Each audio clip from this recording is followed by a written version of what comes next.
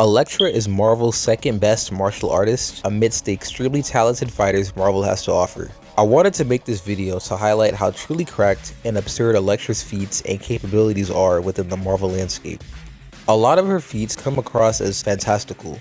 Elektra is categorized as a street tier character, but taking down the likes of Red She-Hulk, Wolverine, and Silver Samurai elevates her from solely being street tier to more of an in-betweener.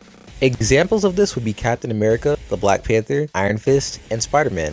Characters who sort of dwell in the gray area of being a street hero, but can sometimes diverge into dealing with threats or opponents which scale higher than street level occurrences and scenarios. When people think of the best Marvel fighters or combatants, names like Daredevil, Iron Fist, Shang-Chi, Moon Knight, Black Panther, and even Black Widow get tossed around. The conversations I've had with those who only watch MCU films, or aren't really that well versed in comics I should say, tends to say the names I stated. None of these are terrible answers. In fact, 4 of the names on this list are on my top 5 ranking of Marvel fighters. Daredevil is an obvious choice because he's the street hero. He's literally the only or closest comparison we have to grounded Batman.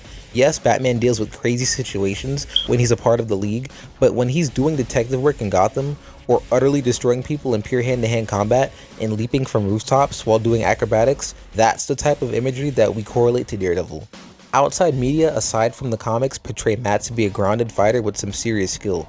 Trained from a young age by Stick, who honestly wouldn't be a terrible addition to any top 5 martial artist list also, Stick helped Matt to fully realize the assets that his blindness granted him, while also molding him into a master in ninjutsu, jiu-jitsu, and boxing. Besides dispatching Bullseye and stalemating with Black Panther and Captain America, he doesn't have too many feats against highly skilled opponents. He fought Iron Fist once during the Silver Age, but it wasn't a serious or intentional battle. Iron Fist, however, is consistently stated to be slightly behind Shang-Chi in terms of martial skill, which definitely appropriates his name to be on the top 5 list. However, Danny's feats are not in favor of portraying him as undeniably second to Shang-Chi. Wolverine defeated Iron Fist without the use of his claws during Bendis' New Avengers run. Although they were simply sparring, it's a little jarring that Danny would be beaten in that way to Logan, especially since he wasn't using his claws. Although I don't particularly agree with that outcome, Wolverine has successfully subdued Shang-Chi and Black Panther before. I can't argue with consistency. If a character displayed in comics is identical or similar across various writers, I deem that to be a defining factor in how a character's capabilities should be measured. Wolverine gets beaten a lot, but he has also beaten a lot of people. Black Panther, another very valid addition to this list. T'Challa's martial ability is noteworthy enough to land him on this ranking. Black Panther has pretty strong showings of physical achievements. One of my favorite moments of him is when he's fighting a Super Skrull with the powers and skills of Wolverine, Bullseye, Daredevil, Shang-Chi, Iron Fist, Captain America, and Luke Cage. Although he states that he cannot outfight the Skrull in direct combat, he just needed to survive and decipher the flaw and weakness that correlates to his powers. He then discovers that the Skrull cannot operate all of its abilities simultaneously and therefore strikes its pressure points when it isn't implementing Luke Cage's invulnerable skin for defense. This is why I consider Black Panther's true strength to be his intellectual flexibility and his lethal aptitude. T'Challa's craziest feats reside in situations where he applies his intellect, intuition, and resources. 2 quick examples of this is T'Challa creating shadow physics, which combines quantum science with ancient alchemy, and also creating the Nowhere Room with Mr. Fantastic. In his exact words, he states, "Shadow physics allows for the creation of a contained field that is a simultaneous state of non-existence and omni-existence." While T'Challa has impressive displays of combat skill that allow him to be in the top 5, the first 3 slots should be for sole practitioners of martial arts. And of course, Shang-Chi makes this list. Marvel's Bruce Lee and poster boy for martial arts. He's the master of Kung Fu, but it's generally considered that Shang-Chi has mastered every fighting style on the planet. Shang has fought plenty of opponents, but like most of the characters I've mentioned already, Shang-Chi's stronger displays of skill and strength stem from the Silver Age era of comics. He battled Peter in Giant-Sized Spider-Man #2. Although they were tricked into fighting one another, Shang-Chi put Spider-Man on the floor. In this specific encounter, Shang-Chi's martial skill overpowered Peter's spidey sense. Black Panther has stated to Luke Cage that Shang-Chi in the martial arts community is undeniably the best, and he was speaking in comparison to Iron Fist. Danny and Shang have crossed paths plenty of times, which has resulted in sparring matches or quick altercations until a convenient scenario arises to where they must join forces to combat a common enemy. Both fighters never engaged in a definitive fight to decide who is truly the better of the two. Shang-Chi mainly takes the top of the list due to how Marvel characters view him and his background in martial arts. Plus, having the title, the Master of Kung Fu, kinda cements his place at the top. The last person that deserves a spot on this top 5 list, specifically for spot number 2, is none other than Elektra Natchios. First appearing in Frank Miller's Daredevil run, number 168 in 1981. Elektra was originally conceptualized to embody rage and revenge, and how vengeance can ultimately lead to one's demise, which is exactly what happened to Elektra at the hands of Bullseye. During Miller's first story arc, Elektra is portrayed to be a highly capable ninja and combatant. In the story, Miller introduces a ninja from the hand named Kirigi. Kirigi is described to be very formidable, more formidable than your average ninja assassin or samurai. Straight from the comic, it says, Kirigi, the man-demon terror of even the boldest samurai. Kirigi, even the ninja feared. Kirigi the immortal. Kirigi cannot die until he has avenged the death of his master, and the only way to do that is to slaughter his master's killer, Elektra. Now, I'm not sure if he was just Omega trash, but she handles him very easily and quickly. Besides Kirigi, the only other important or notable fighters she battles in the story are Daredevil and Bullseye. Elektra and Daredevil have surprisingly never had a concrete fight to determine who is the better student of Stick. Matt constantly admits she's better, and honestly, if you compare their feats, she has significantly better showings. But still, I'm curious to see if there will ever come a plot that requires these two to seriously fight each other. Their final confrontation in Miller's run ends up with Matt in a bear trap set by Elektra. For the most part, during this specific book, Elektra doesn't actually want to hurt Matt because he's the only man she's ever loved, and Matt clearly still loves Elektra, so neither of them are fighting to do any substantial damage. Even when Matt is stuck in the trap, she emphasizes that the trap was only to subdue, not take his leg off. The most pivotal battle in this arc is of course Elektra versus Bullseye.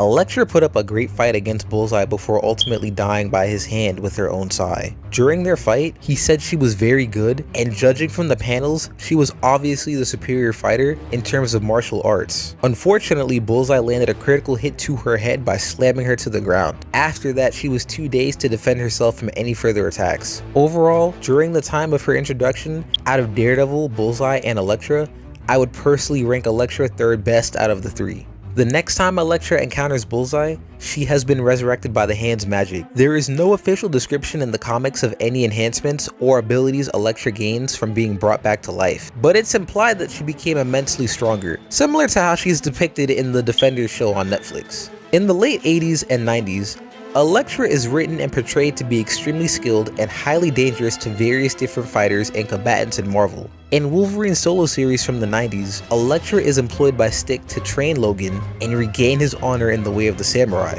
Wolverine was suffering from the aftermath of Magneto ripping the adamantium from his skeleton. Absence of adamantium resulted in Logan's mutation to accelerate and turn him into a feral beast. Elektra won a few rounds with Wolverine, showcasing her skill and raw mastery with weaponry and fighting.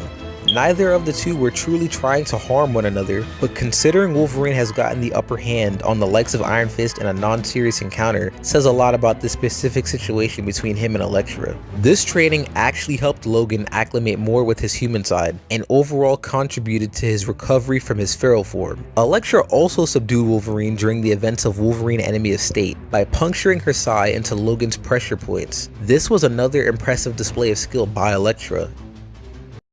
After her resurrection, Bullseye came back for round 2 and lost. However, this time he trained extensively. During Elektra's book from the 90s, Bullseye is written to be more maniacal and insane. He has an odd fixation on Elektra, to put it lightly. He's actually diagnosed with monomania, which is an exaggerated or obsessive enthusiasm for or preoccupation with one thing. He also uses these hologram projections of Elektra to study her fighting style so that he can be completely prepared to kill her again. By this time in continuity, Bullseye knew he couldn't take her without prep time. She also takes him down again in Elektra Dark Reign, when he's on the Dark Avengers as Hawkeye. Elektra is severely weakened throughout the fight with Bullseye and stabs him through his back using one of his trick arrows. She was struggling throughout this fight, but again, she was heavily wounded from previous encounters due to Norman Osborn hunting her down after being freed from the Skrull catacombs. She's defeated him in another solo run of hers from 2014, and once again in Chip Zdarsky's Daredevil run. Elektra's death at the hand of Bullseye has stained her career. Oftentimes, people will use her death by Bullseye to cement that she is not that good of a fighter. Since her resurrection, she has defeated him multiple times, and he himself has said that he cannot measure to her skill. He has admitted to Elektra being the superior fighter in every aspect. Bullseye's true vendetta might not be against Matt. I'm pretty sure he hates Elektra more. She's the one that came back and didn't stay dead. He is utterly obsessed with trying to kill her, and he can't. Elektra has two encounters with Shang-Chi. The first was in Daredevil Annual number 10, and the second was in her solo run from the 90s. They have a quick, impressive exchange where they both demonstrate their skill. Shang-Chi compliments her and says she's very good and formidable. Their first interaction is cool, but they don't fight one another. Nick Fury sends Shang-Chi to bring in Elektra to be a covert operative for S.H.I.E.L.D. Basically do Black Widow's job but better. He finds her, but is slightly injured from a previous fight with a villain called Ghostmaker. Although Shang is faintly wounded, he's still able to maneuver and engage in battle. Elektra tells him that he can't take her in the state he's in, which honestly isn't that bad. He decides not to take her to Fury after she tells him that she's prepared to die in battle in order to save Daredevil from Ghostmaker. To my knowledge, those are currently the only major interactions these two have. Other notable combatants Elektra has defeated are Taskmaster, Lady Bullseye, Kraven the Hunter, Punisher, Hawkeye, and Crossbones, just to name a few. It's quite interesting to see how many different iterations and takes of Elektra have been produced since the 80s. Frank Miller created quite the enigma of a character. Elektra in her debut was cunning, elusive, and dangerous. However, there was humanity to her. She was very expressive when conveying her emotions to the reader. We knew what she was thinking and feeling, which made her less of a mysterious figure and took off some of the edge compared to her later depictions. Frank Miller and Bill Sienkiewicz, from my perspective, redefined the character in their miniseries from 1986, Elektra Assassin. In this series, Elektra is shown to be stoic, disassociative, and presents as a powerful force that propels the plot forward without being the main character. We get to see her do some crazy things, such as using her ninja powers for the first time, deflecting bullets with her bare hand, and sending a man flying just by shouting. Miller is vague about whether the story takes place prior to Elektra's first appearance or after her resurrection. I personally think it has to be post-revival because Elektra is just undeniably cracked in this miniseries, and she remains cracked in almost all of her depictions moving forward. The hot-headed mass-murdering thrill seeker mad at the world turned cold, quiet, disassociative assassin looking to employ her skills for money simply because she's good at it. Although Elektra has beaten plenty of significant names in Marvel, it's important that I highlight one of her most intense fights in comics against none other than Iron Fist. These two went at it in Defenders 2017 by Brian Michael Bendis. In this fight, Elektra compliments Danny on his skill before engaging him in battle. The fight lasts for quite some time with both Danny and Elektra landing multiple strikes. Honestly, this might be one of the best drawn and choreographed fights in comics, and I believe it's the best fight in Marvel. The two battle until the climax shows Elektra breaking Danny's hand, and she's about to deliver the final attack until Iron Fist uses his powers to send her flying. Elektra had the upper hand in martial arts against Danny throughout the fight. However, he used the fist to finish the encounter. This shows that Elektra can hang with Iron Fist and Shang-Chi.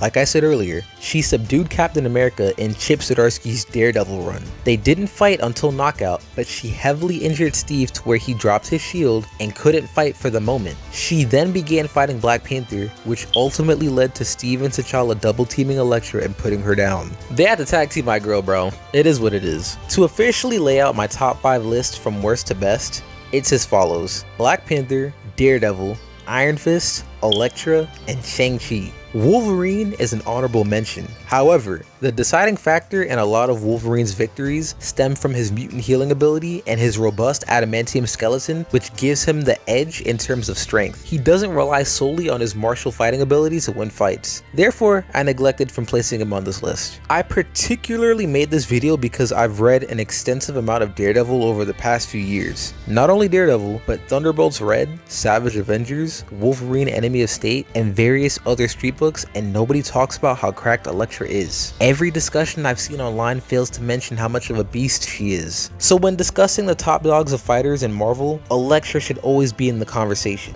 Thanks for watching this video. As you can tell from my name, my two favorite comic properties are X-Men and Daredevil. If my take has intrigued you or upset you, let me know down in the comments, and I might converse any points you want to make. Thanks for watching this video, and come back for the next one.